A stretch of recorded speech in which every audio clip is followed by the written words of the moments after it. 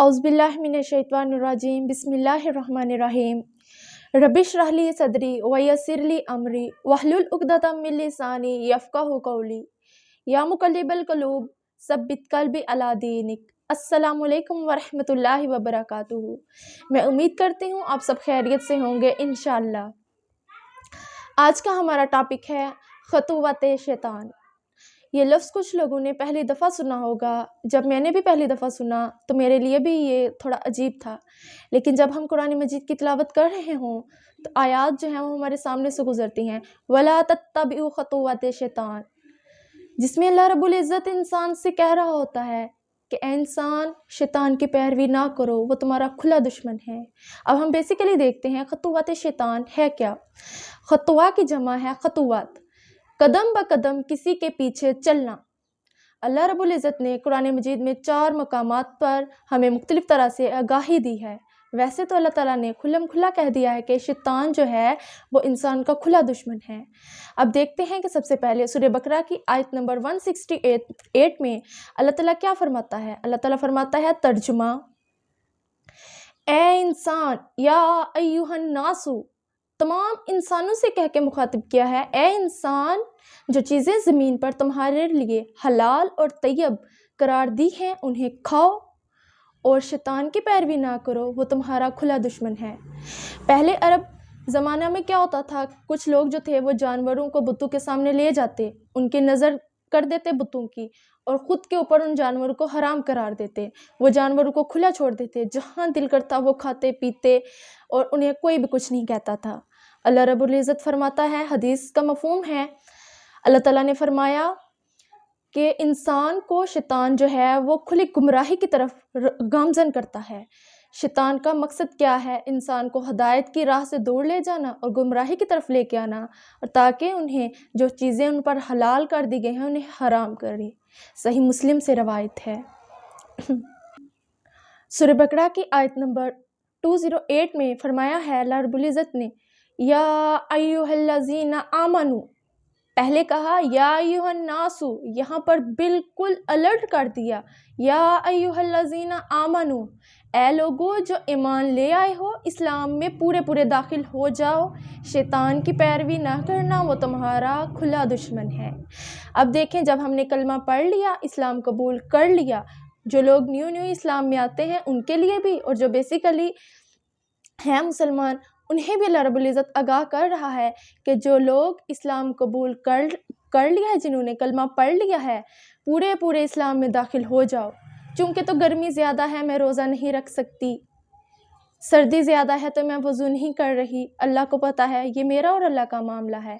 अगर मगर चूँकि को छोड़ के अल्लाह ताला ने कह दिया है, जब आपने इस्लाम कबूल कर लिया है, 1400 साल पहले भी तो इतनी गर्मी थी, तब भी तो इतनी सर्दी होती थी। अल्लाह के नबी सल्लल्लाहु अलैहि वसल्लम हमारे लिए जो राह छोड़ कर गए हैं, हमें सिर्फ़ उसी को अपनाना है। ख़ुद से अपनी ख्वाहिशात के मुताबिक कोई भी इबादत दीन में ना तो करनी है और ना ही छोड़नी है, कि जितना अल्लाह रब्बुल इज़्ज़त ने इबादत का हुक्म दिया है उतना करो, और जिस चीज़ से रोका है उससे रुक जाएं। अब देखा जाए शादी ब्याह और दीगर तकरीबात में क्या होता है आजकल के माशरे में, वही लड़कियां जो घरों में दुपट्टा ओढ़ के रखती हैं, अगर कोई कज़न आ जाए, कोई गैर महरम सामने आ जाए, काम कर रही हों, फ़ौरन से दुपट्टा ओढ़ लेती हैं। फिर वही लड़कियाँ और वही मर्द होते हैं गैर महरम, और भी बहुत ज़्यादा मर्द होते हैं शादी ब्याह में खुले बार छोड़कर और ख़ुद को दावते नज़ारा बना रही होती हैं। चूँकि तो मेरा नफ्स ठीक है, चूँकि तो मैं ख़ुद ठीक हूँ, मेरी नीयत ये नहीं, लेकिन अल्लाह रब्बुल इज़्ज़त ने तो हमें कह दिया है कि ख़ुद को इतना बनारस वंगार ना करो। बात ख़त्म। अल्लाह ताला ने साफ़ कह दिया है, ए ईमान वालो, इस्लाम में पूरे पूरे दाखिल हो जाओ और शैतान की पैरवी ना करना। शैतान क्या करता है, गुनाह वाले काम को बहुत खूबसूरत करके एक गिलाफ में लपेट कर इंसान के सामने पेश करता है, ताकि इंसान उस काम को छोड़े ही ना, और जो नेकी का काम है उसे तराश तराश के बिल्कुल मामूली सा करके दिखाता है कि इंसान इसे करे ही ना। अब हमने शैतान की बात माननी है या अल्लाह ताला की? अल्लाह ताला ने तो साफ़ कह दिया है कि मेरा हुक्म मानो, मुझसे दोस्ती रखो, मुझ पे भरोसा रखो, ताकि तुम्हारी आखिरत संवरे। हमने तो ये कहना है ना, समियाना व अताना, ए अल्लाह ताला آپ نے جو حکم دیا ہے ہم نے سنا اور اسے قبول کیا. کوئی ایکسکیوز یہاں پہ نہیں رہتے کہ ہم اس وجہ سے پردہ نہیں کر رہی, ہم اس وجہ سے جو ہے وہ یہ کام نہیں کر رہی, وہ کام نہیں کر رہی, نماز چھوڑ دی اس وجہ سے. آگے اللہ رب العزت فرماتا ہے سورہ انعام میں کہ لوگوں جو چوپائے میں نے تم پر حلال قرار دیے ہیں انہیں کھاؤ اور اپنے اوپر حرام نہ کرو. شیطان کی پیروی نہ کرو, وہ تمہارا کھلا دشمن ہے.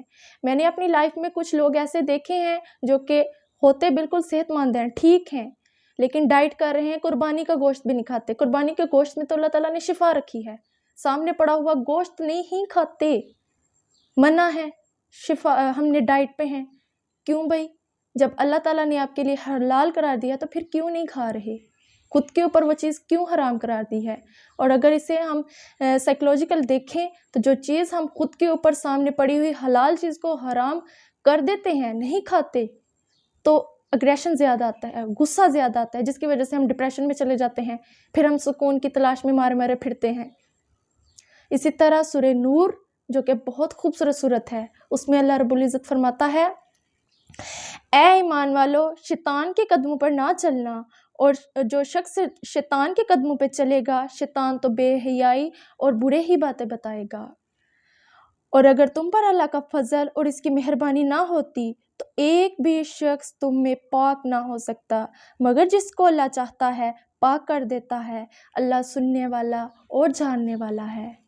یہاں پر اللہ تعالیٰ نے بتا دیا ہے شیطان جو ہے وہ ڈائریکٹ آپ سے گناہ نہیں کرواتا, بالکل آہستہ آہستہ آہستہ آہستہ. جیسے حضرت آدم علیہ السلام اور حوا کو ڈائریکٹ اس نے پھل نہیں کھلایا تھا, بالکل ایک رقص کر کے اس پھل کے قریب لایا پھر اسے انہیں کھلوایا.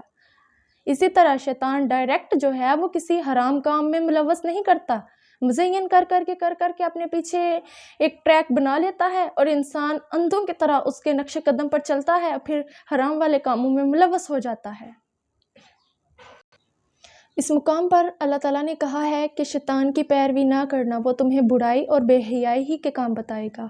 اب دیکھا جائے تو پہلے ہم دیکھتے تھے کہ جو نیوز میں لڑکیاں آتی تھیں یا ڈراماز میں آتی تھیں, جب ہم بچپن میں دیکھتے تھے ایٹ لیسٹ ان کے سروں کے اوپر دوپٹے ہوتے تھے. پھر آہستہ آہستہ کیا ہوا, شیطان آہستہ آہستہ آہستہ آہستہ گناہ والے کاموں کی طرف لے کر جاتا ہے. ان کے گلوں میں آئے, پھر شولڈر پہ آئے, پھر اب کہاں ہے نظر آ رہے, کہیں پر بھی کوئی دوپٹہ نظر نہیں آ رہا, اور بڑے آرام سے کہہ دیتی ہیں یہ ہمارا اور اللہ کا معاملہ ہے. بھائی معاشرے میں رہ رہے ہیں, اللہ نے پہلے 1400 سال پہلے ہی قرآن مجید جب نازل کیا تھا تو سب کے لیے حکم نازل کیا تھا. نبی کریم صلی اللہ علیہ وآلہ وسلم نے فرمایا کہ قرب قیامت ایمان کی راہ پہ, ہدایت کی راہ پہ چلنا ایسے ہوگا جیسے کوئلہ ہاتھ میں پکڑا ہو. اور ایک اور حدیث کا مفہوم بتاتی ہوں. نبی کریم صلی اللہ علیہ وآلہ وسلم نے فرمایا جب انہیں معراج کروائی گئی کہ میں نے جہنم میں کچھ عورتیں ایسی دیکھیں جو کہ جنہوں نے لباس تو پہنے ہوئے تھے لیکن پھر بھی وہ ننگی تھی. آج کل کے معاشرے میں لڑکیوں کو, عورتوں کو بالکل ننگا کر دیا گیا ہے, اور یہ کون کروا رہا ہے؟ شیطان, جس نے اول روز سے ہی کھلم کھلا اعلان جنگ کیا تھا کہ میں آدم کی نسل کی جڑ کاٹوں گا. جب کسی درخت کی جڑ کٹ جاتی ہے تو کیا وہ درخت زندہ رہتا ہے؟ شیطان ہمارے ایمان کی لیول کی جو جڑ ہوتی ہے نا اس کو کاٹ دیتا ہے. ہم فزیکلی تو سامنے زندہ نظر آ رہے ہوتے ہیں لیکن ہمارا ایمان مر چکا ہوتا ہے. کیا ہم ان لوگوں میں شامل ہونا چاہتے ہیں نعوذ باللہ جو کہ شیطان کے گروہ میں ہیں؟ استغفر اللہ, اللہ بچائے. یہاں پر دوسرے جگہ یہاں پر اللہ تعالیٰ نے ایک اور بات بتائی ہے کہ اگر تم پر اللہ کا فضل نہ ہوتا تو کوئی بھی شخص پاک نہ ہوتا. یہاں واقعہ افق کی طرف بتایا گیا ہے جو کہ حضرت عائشہ رضی اللہ تعالیٰ عنہ پر تہمت لگائی گئی تھی. پھر قرآن مجید کی سورہ نور میں ہی اللہ تعالیٰ نے ان کی پاک دامنی, ان کی پاک بازی کی جو تھی وہ بات کی. اللہ تعالیٰ نے کہا عائشہ تو پاک ہے. اور جن لوگوں نے منافقت کی اور جن لوگوں نے سنی سنائی بات آگے ان پر تہمت لگاتے گئے انہیں جو تھا اللہ نے انہیں معاف کیا, چند 2-3 لوگوں کے علاوہ. اور نبی کریم صلی اللہ علیہ وآلہ وسلم نے فرمایا ہے ایک شخص کے لیے جھوٹا ہونے کے لیے یہی کافی ہے کہ وہ سنی سنائی بات جو ہے وہ آگے ڈیلیور کر دے. ابن کیمیہ جوزی رحمہ اللہ علیہ فرماتے ہیں کہ شیطان جو ہے وہ جرنلی, انہوں نے کیٹیگری بنائی ہے کہ جرنلی شیطان جو ہے وہ سب سے پہلے انسان کو, مسلمان کو کس جگہ ہٹ کرتا ہے؟ کہتا ہے اسے کفر کرواتا ہے, شرک کرواتا ہے. نمبر 1 شرک کروا لیا, اللہ تعالیٰ کی وحدانیت سے شرک کروا لیا, کفر کی حالت میں لے آیا. دوسری چیز بدعت, دین اسلام میں جو چیز ہے ہی نہیں خود سے ایڈ کر کر کے دکھانا, اور پھر اس گناہ والے کام کے اوپر شرمندگی نہ ہی دلانا. یہ کس کا کام ہے؟ شیطان کا کام ہے. اب کچھ لوگ کہتے ہیں کہ جو ہے یہ والا کام جی ہے ہمارے بزرگوں نے بتایا, جو میڈ ان پاکستان اور میڈ ان انڈیا والے کام ہیں. اگر یہ خود سے ایڈ کر لیں تو پھر اذان کے لاسٹ پر کلمہ مکمل کریں نا, وہ کیوں نہیں کرتے؟ کیونکہ جتنا حکم اللہ تعالیٰ نے جتنی اذان کا حکم دیا ہے اتنی اذان ہم دیتے ہیں. اسی طرح باقی کاموں میں بھی جتنی عبادت کا اللہ تعالیٰ نے حکم دیا ہے اتنی ہی عبادت کرنی چاہیے. اور جو غیر ملکی کی رسومات ہم نے اپنا رکھی ہیں ان کی پیروی نہ کریں, کیونکہ نبی کریم صلی اللہ علیہ وسلم نے فرمایا, حدیث کا مفہوم ہے, جو شخص کسی دوسرے قوم کی مشابہت اختیار کرے گا قیامت والے دن وہ اسی شخص کے ساتھ, اسی قوم کے ساتھ اٹھایا جائے گا وہ شخص. نعوذ باللہ. ہم کیا کر رہے ہیں؟ بڑی بڑی پارٹیز میں برتھ ڈے سیلیبریٹ کر رہے ہیں, اور بہت زیادہ رسومات ہیں جو کہ ہم نے ایڈ اپ کر لی ہیں. کیا ہمارے دین میں یہ ساری رسومات ہیں؟ بالکل نہیں. یہ کس کا کام ہے؟ شیطان کا کام ہے. ہمارا دین اسلام اتنا خوبصورت دین ہے جس میں یہ نہیں کہا جاتا کہ یہ ہمارے بزرگوں نے ایسا کہا ہے, ہماری دادی اماں یہ عمل کرتی تھی. ہمارے دین میں ہے قالا قالا رسول اللہ, رسول اللہ نے یہ فرمایا. اللہ تعالیٰ مجھے اور آپ کو صحیح علم سیکھنے کی اور اس پر عمل کرنے کی توفیق عطا فرمائے, اور بدعت والے کاموں سے بچائے, آمین. اور اتنا علم سیکھنے کی توفیق عطا فرمائے کہ اللہ تعالیٰ ہم سے راضی ہو جائے. السلام علیکم ورحمۃ اللہ وبرکاتہ.